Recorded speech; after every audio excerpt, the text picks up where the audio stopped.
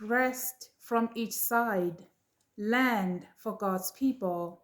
Hi everyone, it's Maria Maumela. Thank you for joining me.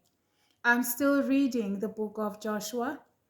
Um, the majority of the book of Joshua is actually about the allocation of the land. This is when the Lord is fulfilling his promise of giving the children of Israel land they can call their own. And that's what Joshua had to do when he took on from Moses to lead the people. Okay, so yes, God is giving his children land. God is giving his children land.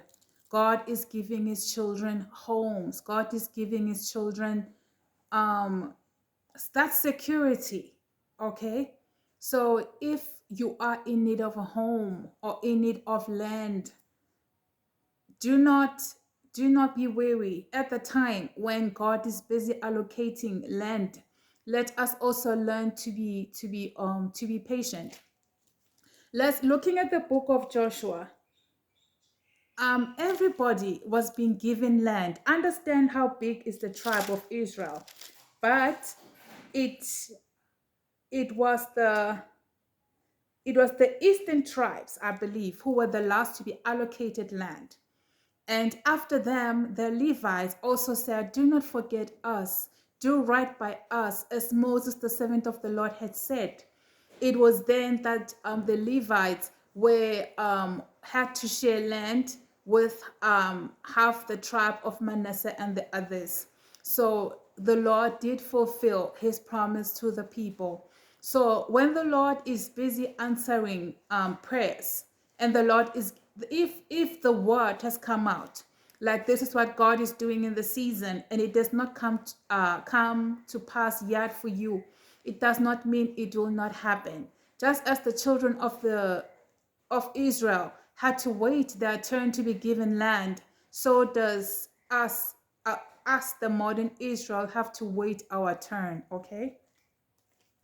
So I wanted to read Joshua chapter 21 verse 44.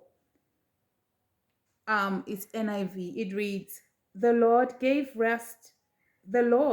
them rest on every side, just as he had sworn to their forefathers. Not one of their enemies withstood them.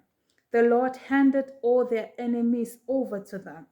This is another thing that the Lord is promising us, okay, to fight our battles, to contend with those who contend with us. We are the apple of God's eye. Now, God is saying, your enemies I will handle.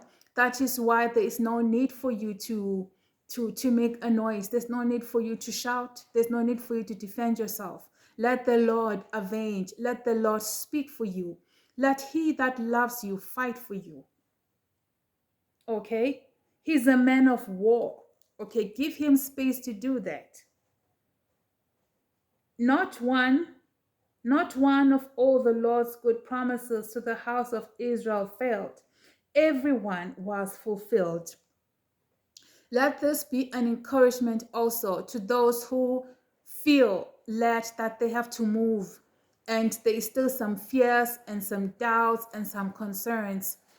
For you to know that God is with you. God is with you. Indeed, God does go on ahead of us to prepare the way for us. Okay, it's not everyone who gets to walk into the promised land with smiles and everything was well planned and organized. Everybody's story is different. So be careful of trying to compare yourself or your story to other people, okay? And again, let us remember the scripture that says, "You have not because you ask not." Let us not fail to bring our request to God, okay?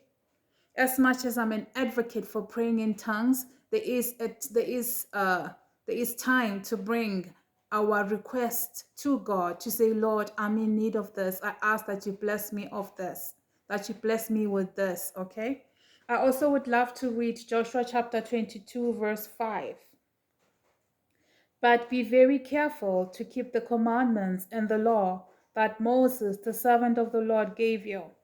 to love the Lord your God, to walk in all his ways, to obey his commands, to hold fast to him, and to serve him with all your heart and with all your soul. So the Lord is not demanding at all.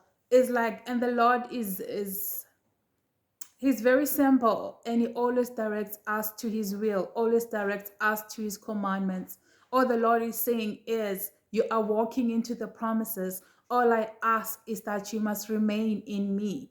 For you to come this far is because you held onto me. You held onto my garment, saith the Lord. So now that you are in the land, be careful of leaving the Lord. Be careful of forsaking the way and going the other way. Okay? So, yeah, let us be encouraged. Let us be encouraged as the children of the Lord. At the end of the day, it will always boil out to our faith. It will always boil to our beliefs. Like, how hard do you believe? It's not how much do you want it, it's how hard do you believe.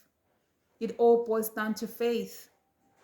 If you are believing God for a 2-bedroom house, then that's what you believe in God for. And if someone else is believing God for a 10-bedroom home, that's what they are believing God for. Either way, there has to be a start. Either way, there has to be, like, you have to believe God for something. You have to start somewhere. If you do not have that faith for the 5-bedroom house, then start with that 1-bedroom house, trusting in the Lord to fulfill. And the Lord will do more than you ask.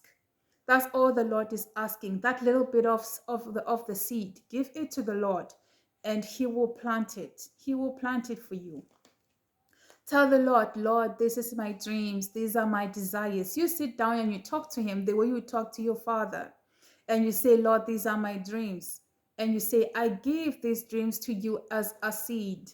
And I ask that you plant and you water them for me and dream something bigger for me. That is the prayer I've prayed since my teens. And it's a prayer that I pray every once in a while. So thank you guys. God bless.